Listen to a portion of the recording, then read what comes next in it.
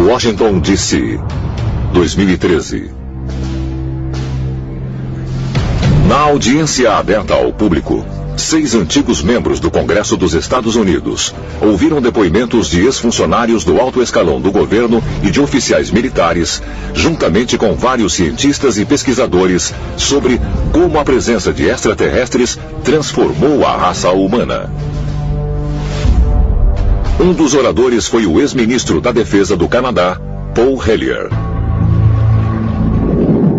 O povo americano e todas as pessoas do mundo têm o direito de saber. OVNIs são tão reais quanto os aviões que voam por aí.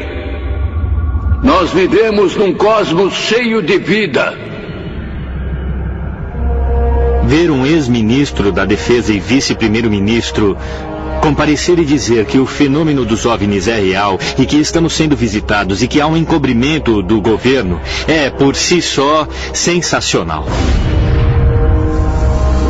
E também expressou-se a ideia de que algumas civilizações alienígenas estão preocupadas com a humanidade e que não querem partilhar tecnologia com a raça humana, por medo de que não estamos prontos para isso, que faríamos mau uso desta tecnologia.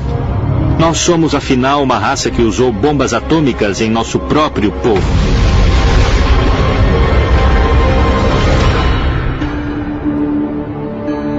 Outros importantes oradores na audiência aberta ao público, incluindo o físico nuclear Stanton Friedman, o capitão da Força Aérea aposentado Robert Salas e um ex-oficial da Administração da Aviação Federal, John Callahan. Todos eles corroboraram a afirmação de Paul Hellyer de que nós estamos sendo visitados por seres de outros planetas. Eles também afirmam que estes visitantes têm um interesse em nossos avanços tecnológicos, especialmente no que se refere a armas nucleares. Esses objetos sabem, nos mínimos detalhes, como os nossos mísseis funcionam. Eles podem interceptar nossos mísseis a qualquer momento. Se você liberar essa informação para o público, o que você diria a eles sobre... Entende? Que tipo de defesa temos contra essas coisas? Poderia o fenômeno OVNI ser real? E é possível que os extraterrestres tenham monitorado e talvez mesmo interferido com o avanço tecnológico da humanidade? Eu acho que eles possuíam uma tecnologia incrível e alguma coisa aconteceu. Séculos de conhecimento se perderam para sempre. E as armas mais poderosas do mundo inexplicavelmente colapsaram. Nós estávamos recebendo uma mensagem. Estamos observando. É possível que extraterrestres intervieram em momentos-chave da nossa história para manipular nosso progresso? E se assim é, qual é o seu objetivo final? Há extraterrestres que querem ver a humanidade evoluir e crescer. E outro grupo quer nos destruir. Milhões de pessoas ao redor do mundo acreditam que fomos visitados por seres extraterrestres no passado. E se isso for verdade? Os antigos alienígenas realmente ajudaram a moldar a nossa história? Se assim foi, o avanço da humanidade é determinado por uma agenda alienígena? Isso não é mitologia, isso não é superstição, isso são eventos históricos documentados. Eu tendo a acreditar que a humanidade possuiu tecnologia incrível, conhecimento incrível, e que eles fizeram coisas que estamos fazendo agora. E alguma coisa aconteceu. E eles tiveram literalmente de começar tudo de novo. Seja quem for que estava envolvido disse, isso não vai acontecer. Deixe que eles tenham conhecimento, mas não muito conhecimento. E acho que é o que está acontecendo aqui.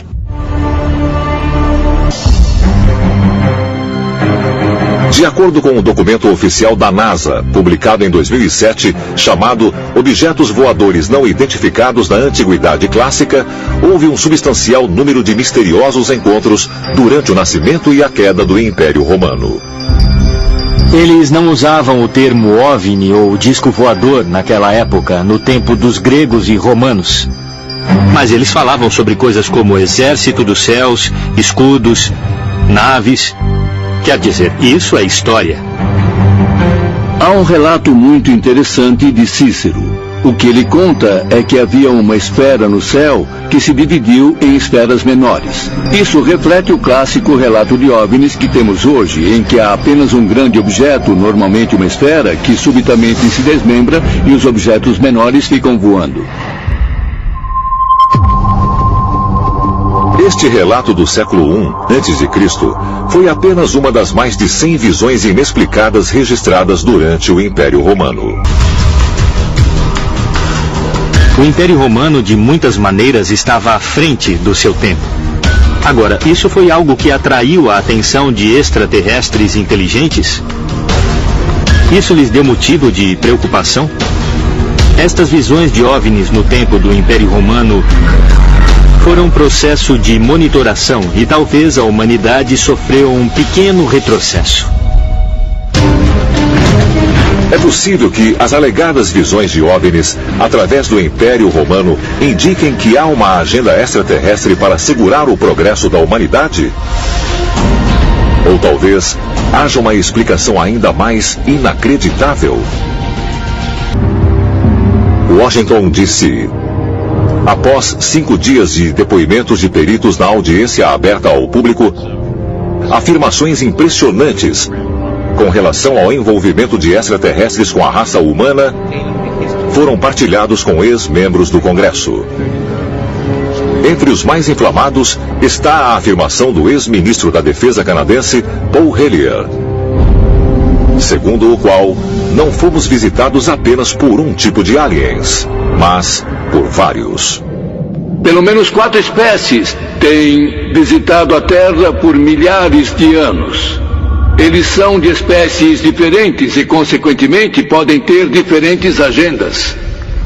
O relevante sobre Paul Hellyer é o nível de detalhes que ele revela, os números de civilizações, as agendas dos aliens. Este não é algum pesquisador de OVNI excêntrico. Este é um político ainda profundamente conectado. Ele tem um número de fontes governamentais e militares e da comunidade de inteligência de alto nível.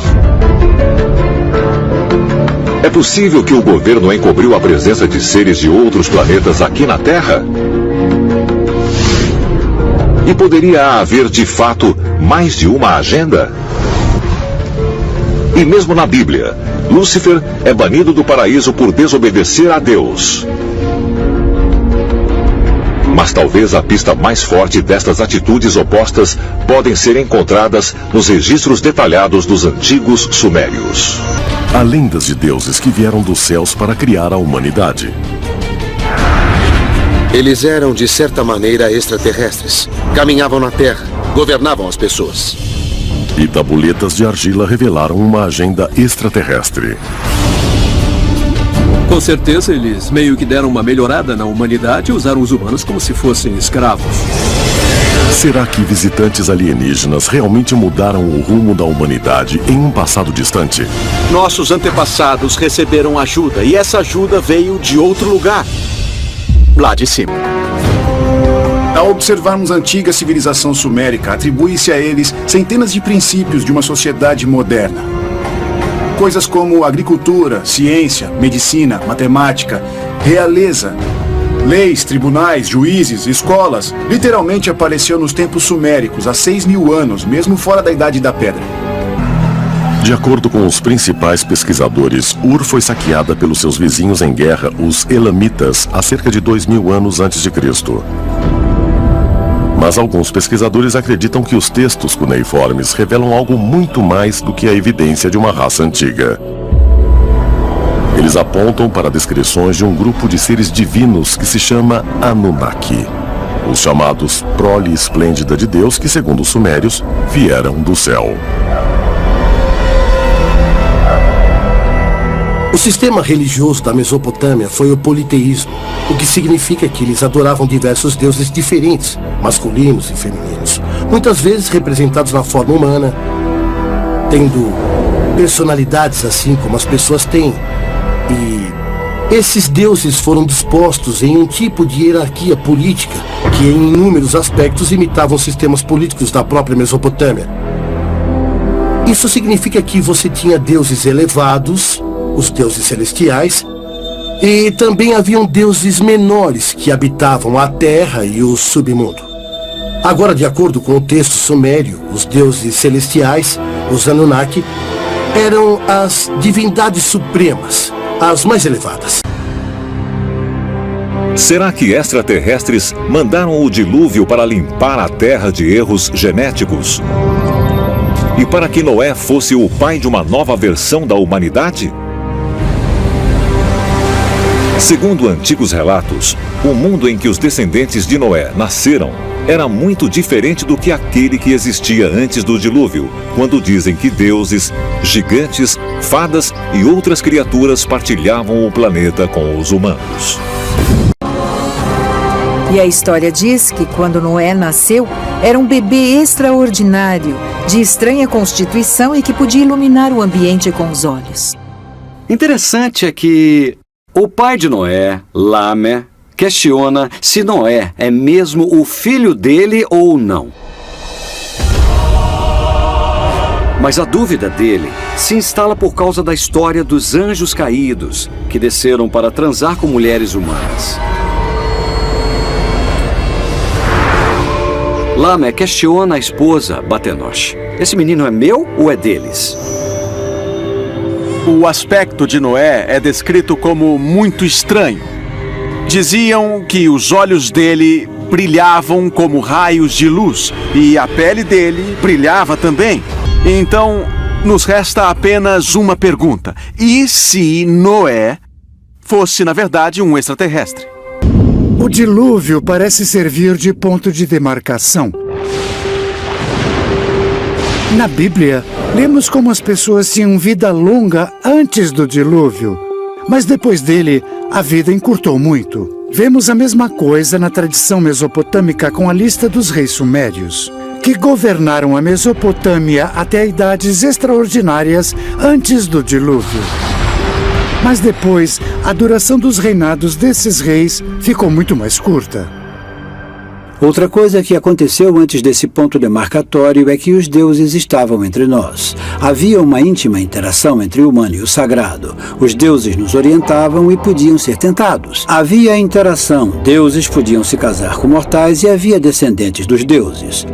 Agora, os deuses não estão presentes. Então, há teorias de que esse foi o momento de uma virada na história humana.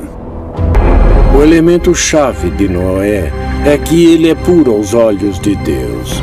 E a família dele também. E essa pureza parece ser genética, embora para nós pareça espiritual.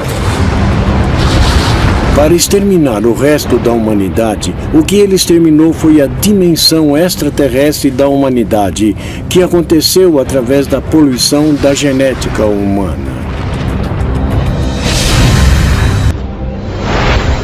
Dizem que os extraterrestres, na verdade, podem estar ligados a líderes mundiais, monitorando todos e cada um de nós, em um esforço para buscar os vigilantes que ficaram escondidos entre nós por milhares de anos. O governo dos Estados Unidos tem a prova de que pelo menos 3 grupos extraterrestres e em busca de domínio geopolítico estão em conflito uns com os outros atualmente no planeta. Se os extraterrestres realmente vieram para a Terra para ajudar a humanidade, o que aconteceu com eles? Talvez a resposta seja encontrada em uma das mais poderosas sociedades secretas do mundo antigo que ainda existe hoje. 24 de março de 2014. 58 líderes mundiais se reuniram no Fórum Mundial de Haia para a 3ª Cúpula Bianual de Segurança Nuclear. No centro da sala havia um holograma gigante girando em uma pirâmide, com 3 pequenas pirâmides de cabeça para baixo dentro dela. Esse símbolo, que também é usado como um bottom pelos delegados, é o logotipo oficial da cúpula. Mas há quem diga que ele representa outra coisa. O olho que tudo vê dos Illuminati. E essa sociedade secreta secular está viva e bem no século XXI, como comprovado pelos símbolos mostrados por celebridades, magnatas da indústria e até mesmo chefes de Estado. Os Illuminati dos dias modernos foram organizados por Adam Weishaupt, na Alemanha. Ele formulou planos para que seu grupo pudesse se infiltrar em todos os poderes fundamentais da sociedade, nas esferas políticas, financeiras e midiáticas no final de 1700. Quando falamos sobre os Illuminati hoje, falamos sobre a sociedade secreta mais poderosa que existe.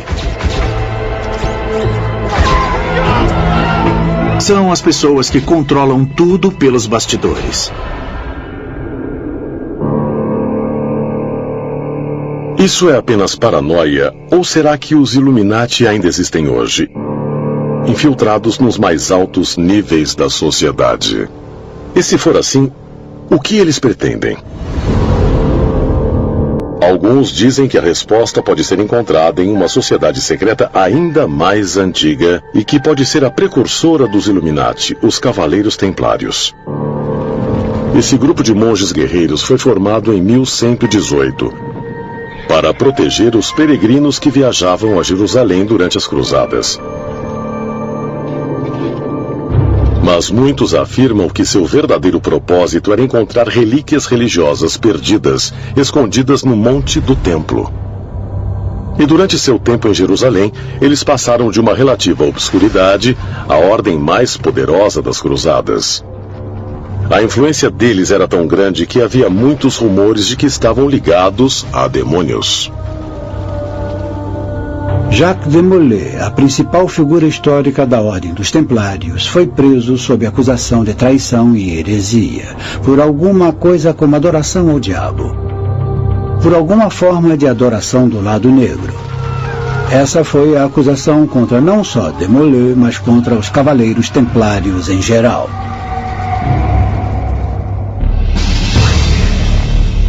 Será possível que os Cavaleiros Templários realmente estivessem em contato com entidades sobrenaturais que encontraram no Monte do Templo?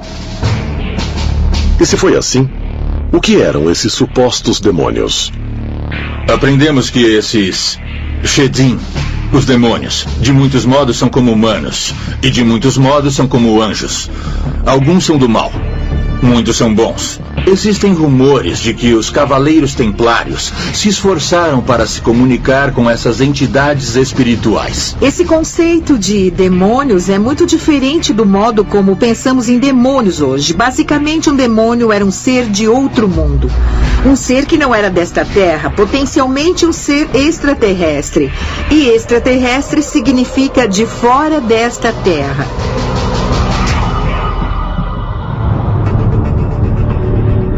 Teriam sido os templários realmente influenciados por alienígenas mal interpretados como seres espirituais?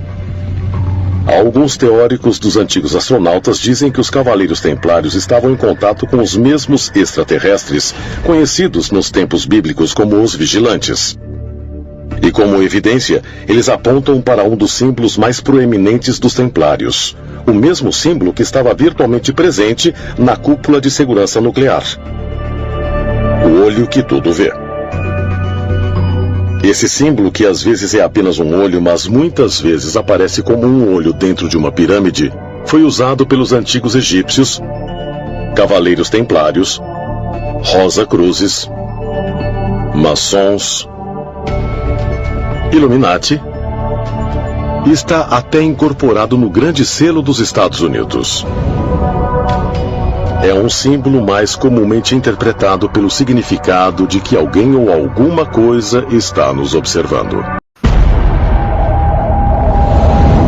Cada movimento está sendo monitorado.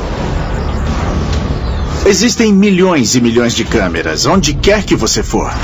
Todas as conversas são gravadas. Os celulares enviam informações sobre com quem conversamos todos os dias. E todos os segredos estão expostos. Estamos chegando a uma situação em que, ao apertar uma tecla, você pode descobrir o que quiser sobre uma pessoa. Com o avanço da tecnologia, existem informações sobre tudo e todo mundo. Está se tornando mais acessível do que nunca. Mas nessa era de acesso ilimitado, devíamos perguntar não só quem está nos observando, mas de onde? 5 de junho de 2013. O jornal britânico The Guardian revela que houve um vazamento de documentos sigilosos da Agência de Segurança Nacional dos Estados Unidos.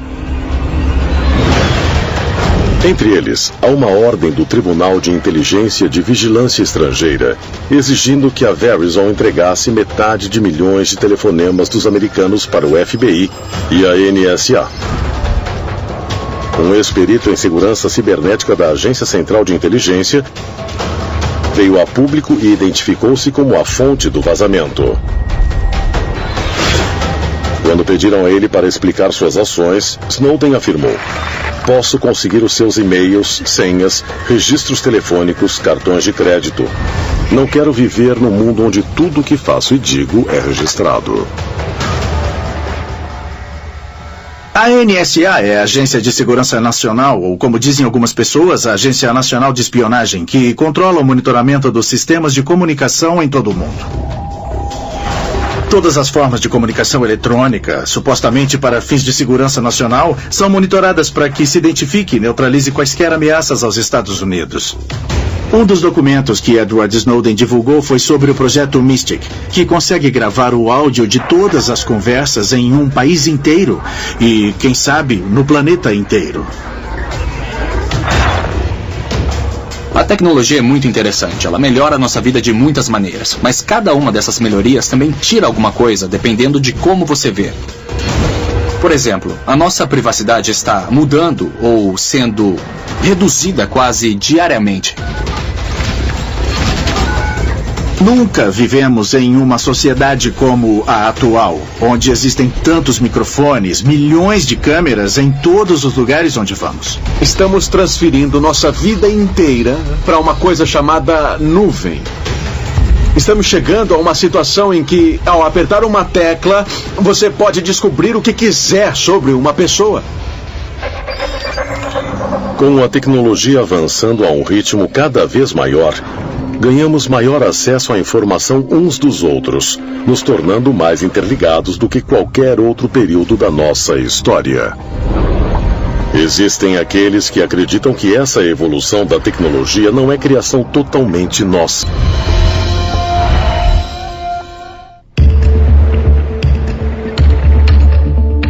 São Francisco, Califórnia, 6 de junho de 2011. Na Conferência Anual dos Desenvolvedores Mundiais da Apple, Steve Jobs apresenta ao mundo seu mais recente avanço tecnológico, o iCloud. Esse novo serviço permite aos usuários armazenarem todos os seus dados digitais, tais como música, e-mail, contatos, documentos, fotos e históricos de pesquisa na internet em servidores remotos conhecidos em seu conjunto como a nuvem. Essa tecnologia revolucionária decolou tão rápido que dentro de 2 anos já existiam mais de 300 milhões de pessoas na nuvem. E por ela estar em todos os aparelhos da Apple, algumas pessoas usam a nuvem sem nem mesmo se dar conta. Mas embora a Apple garanta aos seus clientes que os seus arquivos pessoais estão seguros, em agosto de 2014, fotos pessoais explícitas de celebridades femininas começaram a aparecer online. A nuvem tinha sido hackeada. Todas as suas informações estão na nuvem, estão em outro lugar. É claro que você sempre pode acessá-las e ver essas informações, mas isso significa que outra pessoa também tem acesso aos seus dados. Esses dados podem ser seus e-mails, suas mensagens, suas chamadas telefônicas, suas mensagens de voz. É incrível porque você está literalmente entregando seus dados a um local desconhecido controlado por sabe-se lá quem. Muitas pessoas veem questões de segurança muito graves nisso. Você já não tem mais o controle sobre os seus dados no seu disco rígido. Você está apenas os enviando para o éter. Sabe-se lá para onde. Quando Edward Snowden revelou em 2013 o quanto a nossa privacidade foi comprometida, Isso causou uma indignação pública. Mas com o avanço da tecnologia, será que estamos adaptados à noção de que nada é sagrado ou secreto? Será que a nossa dependência crescente de computadores, celulares, tablets e qualquer outra coisa ligada à internet, dando aos vigilantes mais do que nunca acesso a nós? Agora estamos vivendo em uma época na qual todo mundo está literalmente carregando uma câmera e um microfone na mão ou no bolso, que podem ser ativados remotamente pela NSA ou por várias agências de inteligência ou até mesmo por hackers. As webcams em todos os laptops e os microfones podem ser facilmente ativados remotamente. Parece mesmo que por causa da tecnologia e observam cada pequeno detalhe do que se passa. E eles querem ver o nosso planeta. Cultivar certas civilizações que são voltadas para a tecnologia.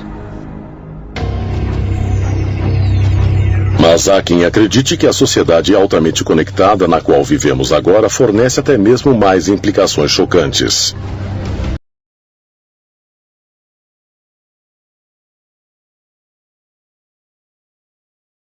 Seriam os anjos seres sobrenaturais vindos do céu ou algo mais? Na verdade, eram seres extraterrestres de carne e osso que visitavam a Terra muito tempo atrás. A palavra anjo é um erro de tradução. Em hebraico, o correspondente de anjo é malach. Entretanto, a tradução correta não é anjo, mas na verdade é mensageiro. Em grego, a palavra angelos não é anjo, e sim intermediário, mediador. E qual é a verdade por trás dessas histórias? É que existem esses intermediários, esses mediadores, trazendo recados de alguém chamado Deus. Por definição, anjos são de outro mundo. Anjos são extraterrestres. Não são deste planeta. Assim, por definição, ETs e anjos são a mesma coisa.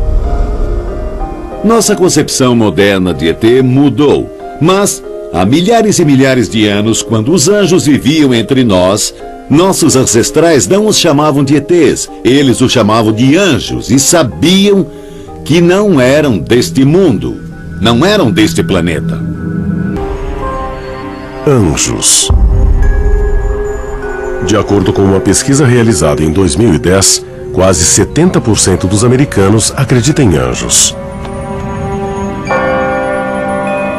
Mas o que são eles? Enviados alados de Deus, como descritos na Bíblia? Existem sorridentes querubins nos observando em nuvens ao sabor do vento? Ou seria algo muito maior?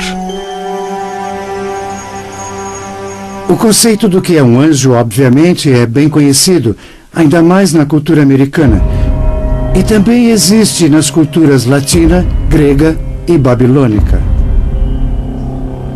Quando pensamos em anjos, imediatamente lembramos da Bíblia.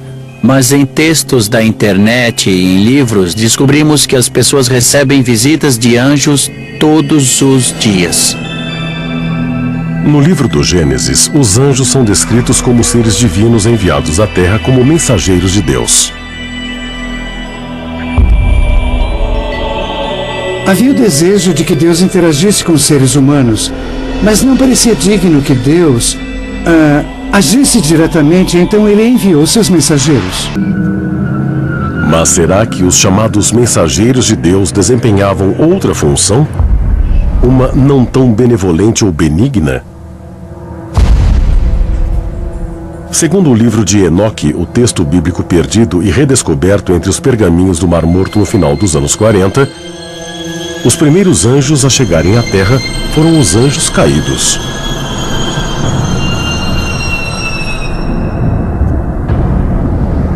Foi no Monte Hermon que os anjos caíram do céu. Que os anjos caídos vieram habitar a Terra. Eles queriam tomar o poder. E por causa disso foram expulsos do céu, jogados na Terra. Agora, para mim, Parece mais um caso de rebelião em que os extraterrestres vieram para a Terra, houve um desentendimento e eles se dividiram em duas facções diferentes. O grupo que decidiu se separar é aquele a quem hoje nos referimos como anjos caídos. Enoque acreditava em anjos caídos e em visitas divinas, mas tudo o que ele diz em suas escrituras parece lembrar, para mim, visitas extraterrestres. A nave que ele viu, a montanha em que ela pousou e o jeito que eles o conduziram e contaram coisas. Tanto o livro de Enoque quanto a Bíblia hebraica dizem que os anjos caídos agiram contra a vontade de Deus e se miscigenaram com os humanos. No Gênesis 6, fala dos filhos dos deuses, deuses no plural, copulando com as filhas dos homens. E há uma certa conotação maligna nisso. Como os anjos podem fazer sexo? Enoque descreve o ato. Alguns extraterrestres ficaram na Terra, tiveram relações sexuais com nossas mulheres, e isso está escrito no livro de Enoque. Não é invenção minha. Enoque nunca os chamou de deuses, mas de guardiões do céu ou vigilantes. De acordo com textos antigos, além de copular com as mulheres da terra, os anjos caídos geraram uma grande prole, os Néfilins, uma raça de gigantes similares aos retratados na história de Davi e Golias. Mas estudiosos da antiguidade sugerem que o uso do termo gigantes é equivocado e teorizam que a palavra não se refere à estatura física dos Néfilins, mas aos seus poderes sobrenaturais. Eles eram gigantes? Ou essa é a palavra errada e a palavra certa deveria ser extraterrestres?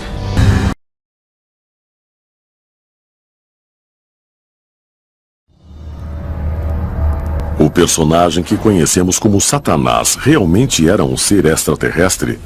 Aquele que se indispôs com sua própria espécie para viver entre os nossos distantes ancestrais? Ele, junto aos demais chamados de anjos caídos, na verdade tiveram uma discórdia com Deus. E não por maldade ou arrogância, mas ao invés disso para ajudar a humanidade? É importante que nos lembremos que Satanás faz parte da categoria dos anjos chamados serafins. Os serafins foram mandados à Terra como benfeitores da humanidade, produzindo o conhecimento. As igrejas criaram esse monstro maligno de Satanás, talvez até mesmo do nada, quando na realidade a missão inteira de Satanás estava trazendo conhecimento e sabedoria à humanidade. E na verdade estavam se preocupando com a humanidade e não loucos para acabar com os humanos. Nesse sentido, Satanás não é um cara tão ruim. Não dá para ter a luz sem a escuridão. Não se pode ter o certo sem o errado. Temos que aprender isso por nós mesmos. E por fim, através das escolhas entre o certo e o errado, nós crescemos e nos tornamos o que somos. E com isso, podemos chegar a ser como os nossos criadores, para que nós nos tornemos deuses. De inúmeros jeitos, Satanás pode muito bem ser uma pessoa, um deus, um anjo, um ET, que foi caluniado de certo modo. Lúcifer é que nem Prometeu, ele é o portador da luz. Ele é o deus do trabalho árduo, é o único que nos traz o fogo, é o único que nos dá a oportunidade para que façamos as coisas por conta própria. Se o personagem bíblico de Satanás realmente for baseado em um ser extraterrestre, aquele que roubou a tecnologia de seus mestres para poder beneficiar o homem primitivo, então por que será que agora ele é injuriado como uma criatura do mal consumado? A maioria dos cristãos acreditam que os demônios são encarnações do mal dos outros anjos que seguiram Lúcifer em sua rebelião contra o Deus onipotente. Eles têm nomes como Belzebu, Asmodeus, Maluk e Mammon, e se dedicam a corromper as almas da humanidade. Biblicamente falando, o demoníaco vem dos anjos caídos. Aqueles que caíram com Lúcifer durante as grandes guerras no céu. E o objetivo deles é enganar a humanidade para que sigam um mau caminho, para se apartarem de Deus. E se dividem em muitas classes. Eles têm as ocupações mais básicas lá de baixo e seguem por toda a extensão até o estrategista, que está governando nos bastidores os assuntos da humanidade. Essencialmente, dá para imaginar uma estrutura militar, com os generais, oficiais, agentes particulares, a 9 níveis, que são anjos caídos de várias posições, os de baixo servindo os de cima e, por fim, obedecendo Satanás. Em muitas tradições religiosas, há ritos sagrados para exorcizar os demônios dos corpos dos aflitos. Será que os diabos e os demônios podem ser mesmo seres de outro mundo? E esse reino talvez não seja um inferno, mas um mundo extraterrestre verdadeiro? E eles realmente são seres do mal? Ou será que podem ter uma outra, talvez uma missão ainda mais profunda? A Bíblia fala sobre uma raça de répteis, os serafins. Eles são mencionados no livro de Isaías. Alguns interpretam como seres de fogo, mas o entendimento correto é réptil. Nós sempre tivemos conhecimento sobre os répteis. Alguns são bons, outros ruins.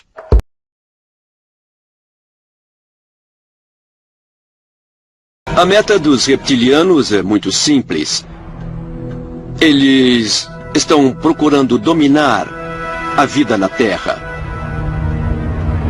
Já há milhares de anos, ou muito mais, infiltrando-se cada vez mais na sociedade humana para copiarem a imagem do ser humano. Para centralizar o poder nas mãos daqueles que representam o seu interesse, de forma que eles possam governar de um ponto central. Será que o fato dos répteis parecerem e terem um aspecto hostil significa que eles querem nos dominar ou então nos exterminar? Eu não sei. Nós podemos olhar pela perspectiva de que somos como gado. Os reptilianos não têm a menor intenção de nos dizimar, mas em certos aspectos somos úteis para eles da mesma forma que uma vaca é útil para o fazendeiro. As histórias que existem sobre entidades reptilianas que vivem embaixo da terra são muitas para que sejam descartadas. Em toda a história, sempre ouvimos falar de seres metade humanos, metade répteis. Será que isso pode ser mais do que mera fantasia? E se for, será que eles podem ser visitantes de outro planeta? E você fica se perguntando se não existe alguma verdade nas histórias de intervenção de répteis no planeta Terra.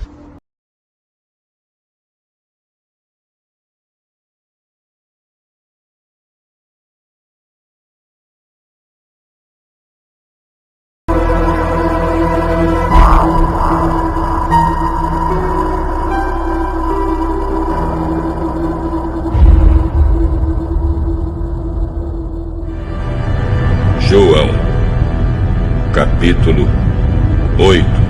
Jesus disse outra vez: vocês são daqui de baixo, e eu sou lá de cima. Vocês são deste mundo, mas eu não sou deste mundo.